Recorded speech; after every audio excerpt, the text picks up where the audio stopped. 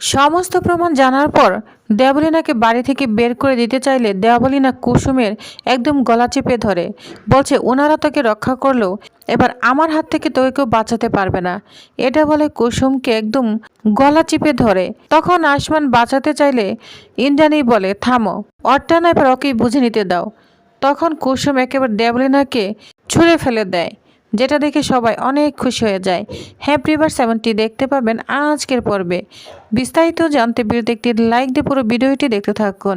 দেবলীনা তো বাচ্চার জন্য খুব ন্যাকা কান্না করছে ইন্দ্রাণীর সামনে, বলছে আন্টি তুমি তো নিজে আমাকে গাঙ্গুলি গ্রুপ অফ কোম্পানির মার্কেটিংয়ের দায়িত্ব দিয়েছিলে, তাই না? আমি তো তোমার থেকে এটা চাইনি, আর চাইবো বা কেন আন্টি?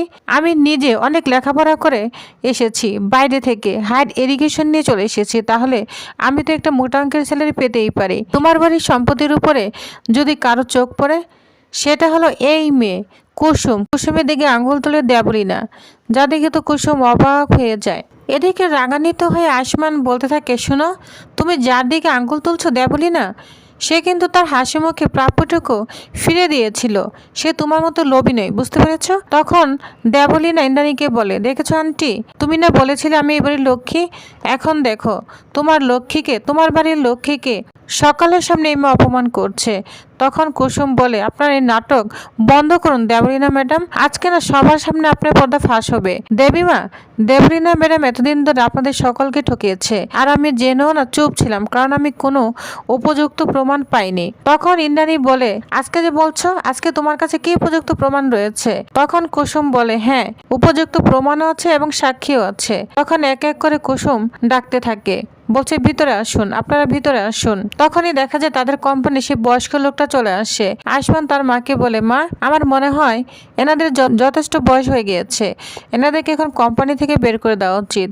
যা শুনে ইন্দ্রাণী তো রাগান্বিত হয়ে যায়, বলছে আয়ুষ, তোমার এত বড় সাহস কিভাবে হয়? ওনারা আমার কোম্পানি শুরুর দিন থেকে রয়েছে, আমার চড়াই উত্তরায় সব দেখেছেন ওনারা, আমার কোম্পানির শেষ দিন পর্যন্ত ওনারা থাকবেন। ওনাদের যে বের করে দিতে চাইবে আমি কিন্তু তাকে ক্ষমা করবো না আয়ুষ, তুমি সেটা ভালো করেই জানো। তখন আয়ুষ দেবলীনার সামনে গিয়ে বলে, দেবলীনা তুমি বলবে তুমি ওনাদের সাথে কি করেছো?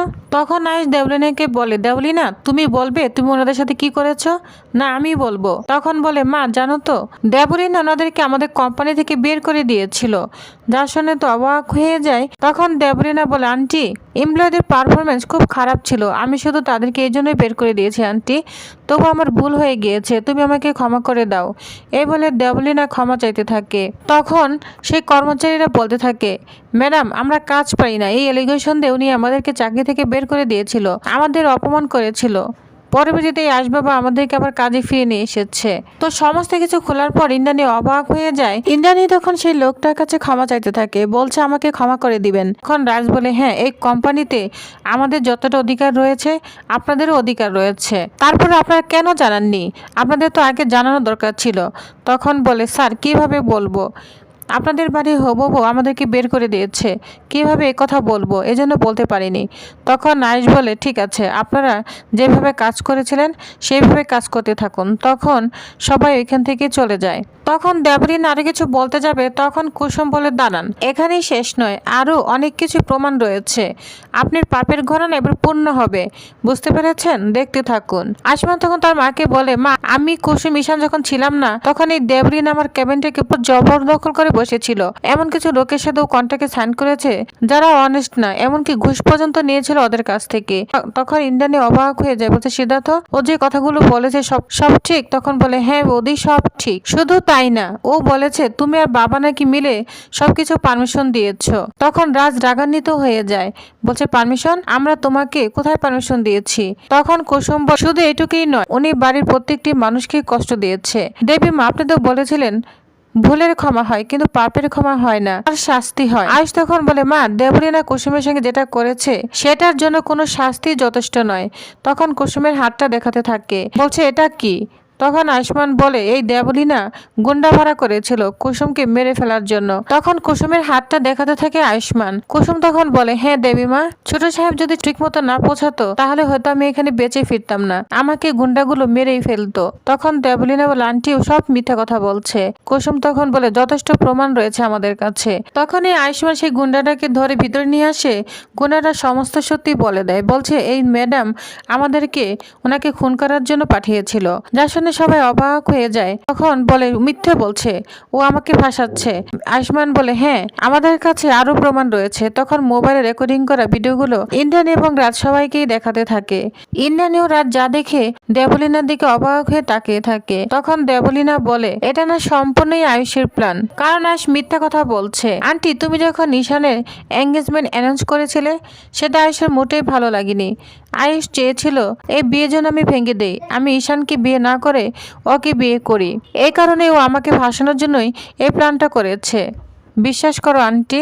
যা শুনে তো ঈশান অনেক রাগান্বিত হয়ে যায়। দেবলীনাকে কষে চর মারতে থাকে, বলছে তোমার সাহস কিভাবে হয় আমার ভাইদের দিকে আঙ্গুল তুলো, আমাকে যা ইচ্ছা তাই বলো, যা ইচ্ছা অপমান করো, আমি সহ্য করে নিব, কিন্তু আমার ভাইদের নামে কোনো অপমান সহ্য করব না, বুঝতে পেরেছ? এই বলে দেবলীনাকে আবারও মারতে যাবে। তখন কুসুম হাতটা ধরে বলছে না। ঈশান বলে ছাড়ো জাদুকর, ওকে আমি আজকে মেরেই ফেলবো। ইন্দ্রাণী তখন তার ছেলেকে কন্ট্রোল করে নেয়। দেবলীনাকে বলে শোনো তোমাকে হয়তো আমি ক্ষমা করেও দিতে পারতাম, কিন্তু আমার ছেলের সম্পর্কে তুমি আমার বাজে কথা বললে। আমার ছেলেকে তুমি কতদিন ধরে চিনো? আমার আয়েশকে আমার থেকে ভালো তুমি চিনো? আমার নিজে থেকে আমার আয়েশকে আমি বিশ্বাস করি, বুঝতে পেরেছ? আমার আয়েশ আর যাই হোক কোনো মহিলাকে অসম্মান করবে না, কখনোই না। তখন দেবলীনা ক্ষমা চাইতে থাকে, বলছে আন্টি আমাকে ক্ষমা করে দাও, আমি রাগের মাথায় পড়েছি। আয়েশের সঙ্গে ক্ষমা চাইতে থাকে।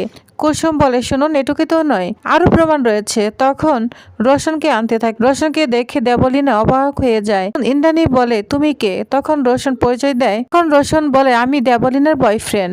এটা বলে আয়ুষ্মানকে একটা পেন ড্রাইভ দেয়। আয়ুষ্মান তখন ল্যাপটপের মাধ্যমে সমস্ত প্রমাণ সবাইকে দেখাতে থাকে। তাদের গোপনীয় অনেক ছবি সবাই দেখতে থাকে, যা দেখে তো সবাই অবাক হয়ে যায়। তখন দেবলীনাকে ইন্দ্রাণী কষে চর মারতে থাকে, যা দেখে জয়টা এবং সবাই অবাক হয়ে যায়। কুসুম আর আয়ুষ্মান মিলে তখন দেবলীনা ঈশানের সঙ্গে কি কি করেছিল সে ভিডিও ফুটেজগুলো দেখাতে থাকে, যা দেখে তো ইন্দ্রাণী অবাক হয়ে যায়, বলছে কি ও আমার ছেলের সঙ্গে এগুলো করেছে? তখন কুসুম বলে দেবীমা এটুকুই শেষ নয়, আরো রয়েছে। আয়ুষ্মান বলে মা আরো প্রমাণ রয়েছে। তখন কুসুমকে বলে কুসুম ছড়ি আমাকে প্রমাণটা দেখাতেই হবে। তখন অজয়কে নিয়ে আসে। অজয়কে দেখে তো কুসুম চিৎকার করে ওঠে ভয়ে, বলছে ও কেন এসেছে, ও আমার সর্বনাশ করতে চেয়েছে। আয়ুষ্মানকে তখন জড়িয়ে ধরে, যেটা দেখে সবাই অবাক হয়ে যায়। তখন আয়ুষ্মান বলে তুমি ভয় পেও না, আমি আছি। তখন ইন্দ্রাণী ও কুসুমকে সান্ত্বনা দিতে থাকে। ভয়ে ইন্দ্রাণীকেও জড়িয়ে ধরে, বলছে কুসুম আমি বলছি কিচ্ছু হবে না, এবার তোমার প্রতিশোধ নেবার পালা, তুমি নিজে প্রতিশোধ নিবে। তখন অজয়কে ধরে ইচ্ছা মতো মারতে থাকে কুসুম। তখন অজয় বলে আমাকে মারবেন না, দেবলীনা ম্যাডাম বলেছে এসব করার জন্য। যা শুনে ইন্দ্রাণী তো আরো রাগান্বিত হয়ে যায় দেবলীনার উপর।